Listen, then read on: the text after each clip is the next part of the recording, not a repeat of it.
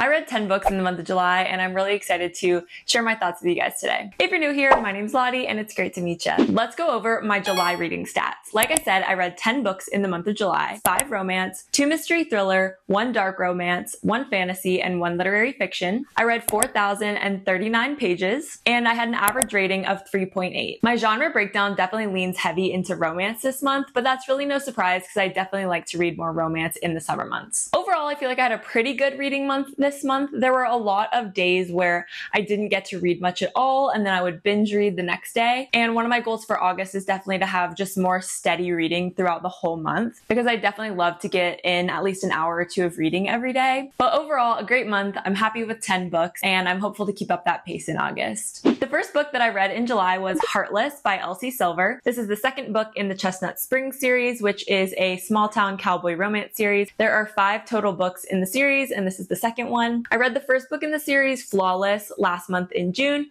so I decided to keep going with the second book this month and read Heartless. All of the books in the series are like an interconnected standalone, but I still think you should read them in order. But basically each book follows a different brother. This book specifically follows Cade and Willa. Cade, I think, is the oldest brother, and he's a single father. What is Cade's son's name? I literally already forgot. Luke. Willa gets hired for the summer to come and help Cade with his son Luke to basically nanny him. So this book has the single father and nanny trope, which isn't my favorite, I'm not gonna lie. Also is very grumpy sunshine, which I do love a grumpy sunshine, so it kind of made up for it. This one's a lot of people's favorite in the series, and I can see, I guess, why people love this one so much. I see the merit, but for me, I think I read this book before I knew that it was a lot of people's favorite, which I think was good because it allowed me to form my own opinion. And for me, it just did not necessarily rise to a 4 or 5 star. I feel like for me, this book was just a little bit cringy and cheesy. It was cute. I was giggling. I was still flying through it. The writing is super easy to read. I was hooked, but at the same time, it was almost a train wreck I couldn't look away from. I was like, this is so bad that I have to keep reading. I don't know. I just feel like everyone loves this book, and I just I get it, but at the same time, I'm like, guys, there are better books than this. But it was a fun ride, and I'm glad I'm getting exposed to the Chestnut Spring series, and I'm having a really fun time reading them. I'm reading actually the 3rd book in the series called Powerless right now. I'm excited to keep reading the series. They're a really nice palette cleanser between heavier books or just longer ones that are a slog, because these are also on Kindle Unlimited, so they're just easy to fly through on your Kindle. They're cheesy, they're heartwarming, they're cute. I gave it 3.5 stars. I definitely liked it and had a good time reading it. The next book I read was over the 4th of July, and I actually was traveling during this time. My boyfriend and I went up to the Cape Cod area with his family because that's kind of a tradition of theirs. I decided to read The Perfect Couple while I was there. This book is by Ellen Hildebrand. She's the queen of beach reads. Most of her books are set in Nantucket, Martha's Vineyard, Cape Cod, that general area. So I thought it would be so fun to read an Ellen Hildebrand book while I was up there. The reason I chose this book specifically from Ellen Hildebrand is because there is a Netflix series coming out, I think in September, with Nicole Kidman and Megan Fahey from The White Lotus. And I think Dakota Fanning's in it. It's star-studded. And the reason I knew about the Netflix series is because last year when we went up for the 4th of July, we got a filming notice that they were filming for The Perfect Couple on the street where we stay. And because this summer it still hadn't come out yet, I think because of the strikes in Hollywood and stuff, I was like, wait, this is the perfect opportunity to go ahead and read The Perfect Couple before the show comes out while I'm here reading it where they filmed it. So long spiel, all that to say, this was the next book that I read. I ended up giving The Perfect Couple a 4 star. I still really enjoyed it. It was just kind of a wild ride though. I designated this one actually as one of the mystery thrillers when we did the genre breakdown. It's kind of a combination of women's fiction, mystery thriller, and a little bit of romance. There's a lot kind of woven into the plot. The basic premise of this book is that it's Nantucket wedding season. There is this beautiful couple that's going to be getting married until the maid of honor washes up dead on the beach the morning of the wedding. And that's kind of how the book starts out. There's dual timelines between the present day of kind of unraveling what's going on with the investigation, and then flashbacks of how we got to where we are now. This is written in 3rd person, and it switches who you're following throughout different chapters. One of Ellen Hildebrand's strongest qualities to me is that she really can set a scene. Like, you can really picture where she's talking about. Another thing Ellen Hildebrand is really good at is descriptions of food. When she describes food, you can literally taste it. It always makes my mouth water. This book definitely kept me guessing throughout. I don't think the ending is meant to be some like big twist. It's more of just like you're slowly kind of getting more and more clues. I will say a little bit in the middle, I felt like it could get a bit slow at times because it wasn't such like a fast-paced thriller. I enjoyed it. It was enjoyable. I gave it 4 stars. I'm really excited for the Netflix show. Definitely pick this one up before the show comes out if you're interested in the story, because it's always fun to read before you watch. The third book I read in July was a Kindle read. I decided to download The Housemaid is Watching by Frida McFadden. I read the other 2 books in the Housemaid series last summer and really enjoyed them. That was my first intro to Frida McFadden. And I honestly couldn't decide if I wanted to pick up the 3rd book in the series, but I figured since I'd already read the first 2, what was the harm, since it was free on Kindle Unlimited. And because it was a new release, I just wanted to know what like everyone was talking about with this one and make my own opinion. I think this is just kind of like a traditional Frida McFadden book to me. It was very fast paced. I read it in like a day. The writing is just so easy to fly through. The narration honestly kind of feels like you're talking to a friend on FaceTime and she's like debriefing you on the crazy stuff that's been going down. I didn't think this book was crazy. I didn't think the twist was like, oh my gosh, never saw that coming. I ended up giving it 3 stars. I feel like it was fine, but kind of anticlimactic. I would probably recommend just picking up a different Frida McFadden book than continuing the series if you want that kind of vibe. This was just kind of okay to me. The next book I read in July was another new release. So this is Not in Love by Ali Hazelwood. I gave this book 4 stars. It is a bit spicier than some of her other books, and there is an author's note in the front about that. I honestly feel like the Chestnut Spring series that I mentioned at the beginning of the video is like even more spicy than this book was. And I feel like a lot of the criticism for this book is that it was a little bit insta love or insta lust. But I don't know, guys. I really liked this one. I felt like their relationship and dynamic was really sweet, and I don't mind like insta lust. At the very beginning of this book, Rue and Eli match on this like hookup app, and they're planning to go to like a hotel and hook up one night. It doesn't actually end up happening, but obviously like starting off your relationship in that way for these two made them immediately think about each other in that way, which like makes sense to me why it would be hard for them to get that situation off their mind. I also really liked like the backstory plot, which is the kind of summary of what's going on. Eli's company that he works for is trying to acquire the startup that Rue works for. And so Rue's really stressed about like losing her patents and her research and all of her work. And I found that whole plot line really entertaining, and I really enjoyed the side characters in this book. That was something I was thinking about a lot this month, is like I think side characters really do a lot to boost whether I like a book or not. And I really liked like the best friends, the siblings, the roommates in this book. I thought that they added a lot to the story and just had a lot of like character and charm. I went in with really low expectations because I'd heard mixed reviews, and then I was pleasantly surprised with how much I ended up liking it. If you read this one, let me know what you think. I feel like this is really hit or miss for people. I actually read this book and the next 2 in a recent vlog called Reading New Release Summer Romance Books for a Week. I gave this one 4 stars, and I'm excited to hopefully read more Ali Hazelwood soon. The next book I read in July was another Kindle read, so I downloaded The Rom-Commers by Catherine Center. My main gripe with this book is just that I wasn't really feeling the romance. This book is about our main protagonist, Emma, who has always wanted to be like a famous rom-com screenwriter. She's a really talented writer, but she hasn't really been able to be successful with her writing career because she's been stuck at home, I think in Texas, caring for her father who needs full-time care. And basically Emma gets this like once-in-a-lifetime opportunity to fly out to LA for 6 weeks and help her favorite writer ever rewrite his romantic comedy that he wrote. That kind of sucks. Romantic comedy isn't his forte. But what do they say? Don't meet your heroes. That is definitely applicable for Emma, because when she gets out to LA and meets this guy, Charlie Yates, he's just a total butthead. I can't believe you just called me a butthead. I mean, no one's called me a butthead since about the 9th grade.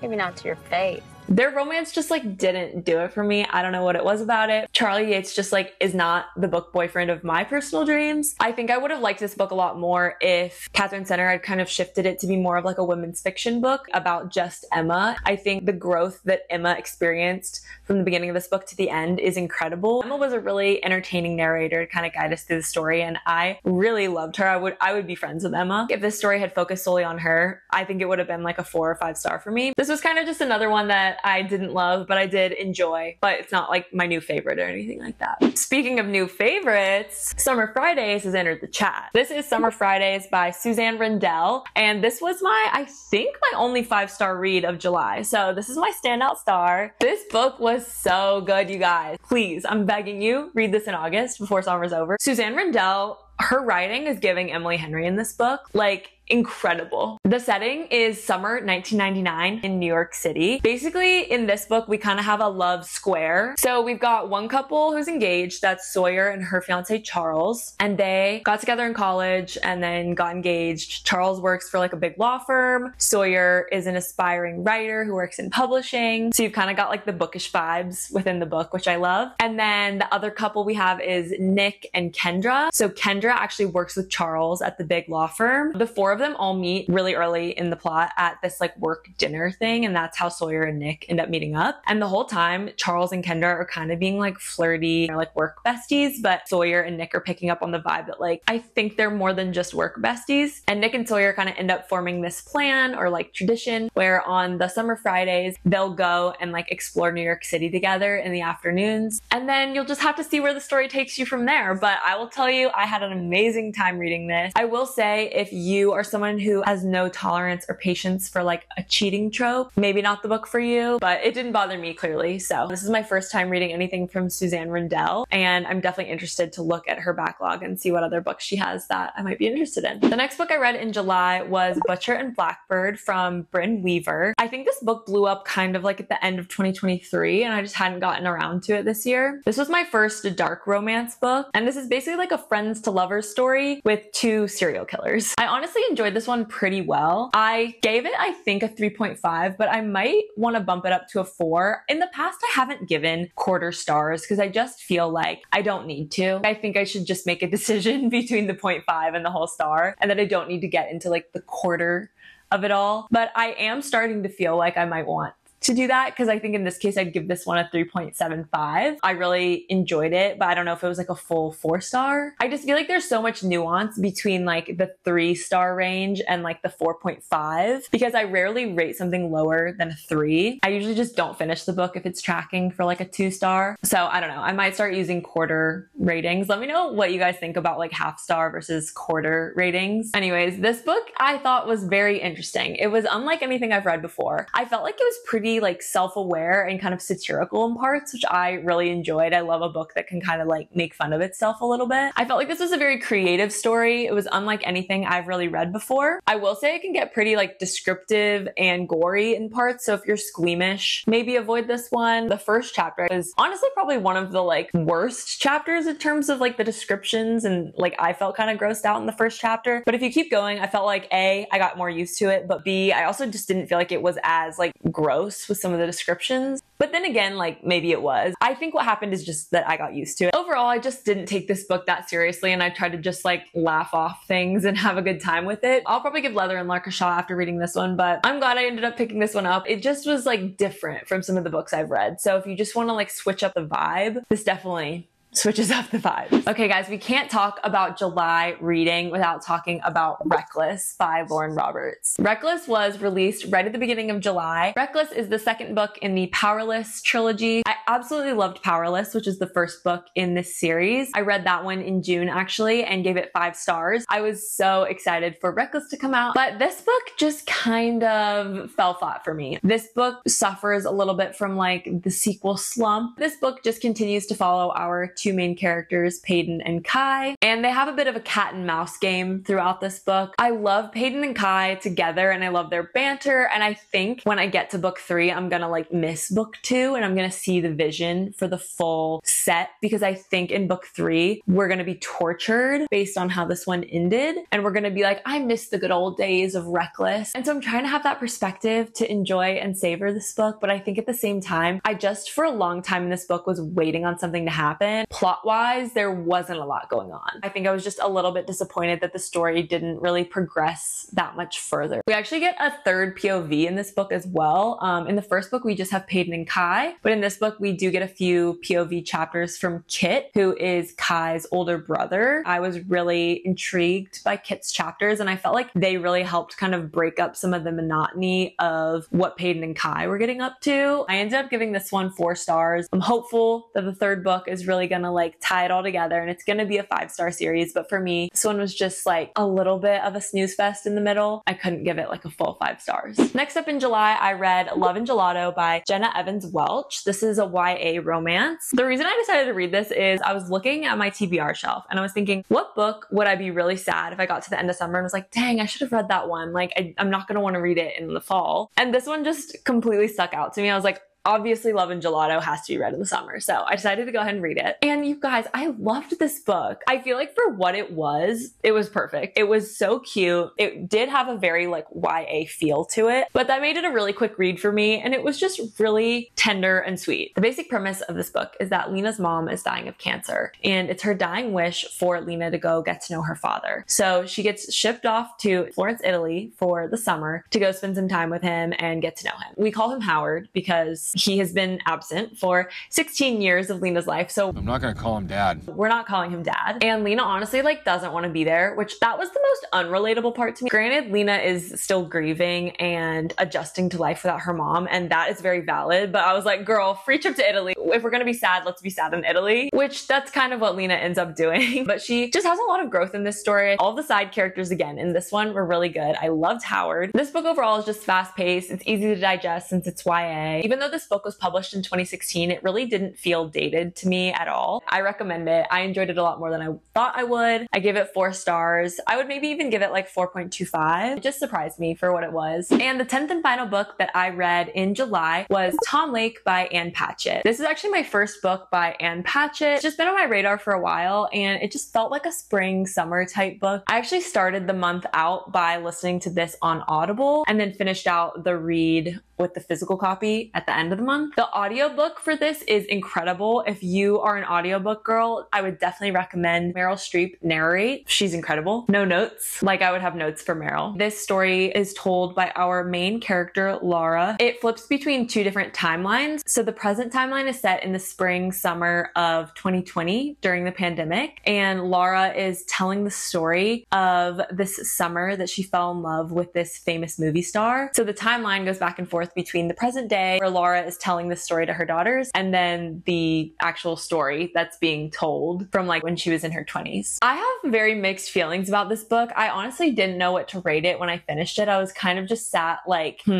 interesting. Like, what did I just read? Despite there being a plot, it has this vibe where there's not a lot going on. It's not a book that I was like itching to pick back up. This is objectively like an interesting, good book, but it wasn't like my favorite book ever. This book is set at a cherry orchard in Michigan. That is where Laura lives with her 3 daughters and her husband. One thing I did really like about this book was the dynamic that Laura had with her daughters. I was always so excited when the daughters were chiming in. Laura would be like telling the story, and then her daughters would be like, wait, that's not what happened. And they would start arguing or talking about what they think was gonna happen next. And I really liked all the banter and dialogue from the daughters. I think her daughters are like 22, 24, and 26. And so that makes sense to me that I liked the daughters the most because they are most like me. I felt like our main character Laura though by the end, like I didn't know if I liked her or not. I was not like preying on Laura's downfall at any point throughout this book, but I also wasn't like rooting for Laura, if that makes sense. And I just wish I'd felt like more emotion towards this story. I wish I'd felt more like enthralled in it. That's gonna be it for today's July reading wrap up. If you wanna know what I'm planning on reading in August, I just posted my August TBR video, so definitely check that out. If you made it this far in the video, comment down below and let me know what your favorite book that you read in July was. Even if you just read one book, let me know what that book was. I'd love to know. Thank you so much for watching. Be sure to subscribe if you're not already, and I'll see you in my next video. Bye everyone.